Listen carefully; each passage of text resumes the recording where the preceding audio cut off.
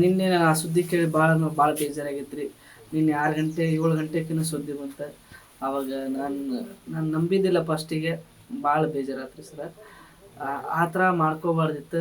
ಯಾಕಂದ್ರೆ ನಂಗೆ CJ ರಾಯ್ ಅವರು ಭಾಳ ಹತ್ತಿರದಿಂದ ನೋಡೀನ್ರಿ. ಅವ್ರು ಭಾರಿ ಒಳ್ಳೆ ಸರ್ ಇದ್ರು ರೀ.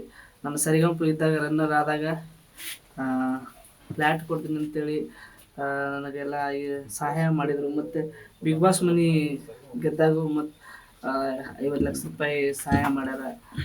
ಭಾರಿ ಖುಷಿ ಐತ್ರಿ. ಈ ಥರ ಮಾಡ್ಕೋಬಾರ್ದಿತ್ತು. ಭಾಳ ಬೇಜಾರಾಯ್ತು.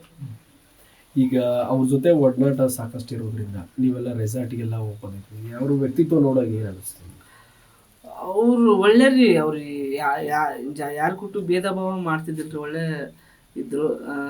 ರೆಸಾರ್ಟಿಗೆ ಕರ್ಕೊಂಡೋಗಿ ಒಂದಿನ ಅಡ್ಡಾಡಿಸಿ ಆಟ ಆಡಿ ಕ್ರಿಕೆಟ್ ಆಡಿ ಪೂರ್ತಿ ಅವರು ಸ್ವಿಮ್ಮಿಂಗ್ ಪೂಲ್ ಅದು ಹಿಂಗೆ ಕೋಲಿಲೆ ಹೊಡಿತಾರಲ್ಲ ಬೆಳೆ ಬಾಲ್, ಅವೆಲ್ಲ ಆಟ ಆಡಿ ಮತ್ತು ಅವ್ರದ್ದು ದೊಡ್ಡ ಗಾಡಿಯಾಗ ನನ್ನ ಕುಂದರ್ಸಿ ಒಂದು ರೌಂಡ್ ಅಡ್ಡಾಡಿಸಿ ಭಾರಿ ಇಷ್ಟಪಡ್ತಿದ್ರಿ. ಮತ್ತು ನಮ್ಮ ಹಳ್ಳಿಗೆ ಬರ್ಬೇಕು ಅನ್ನೋದು ಭಾರಿ ಆಸೆ ಐತ್ರಿ.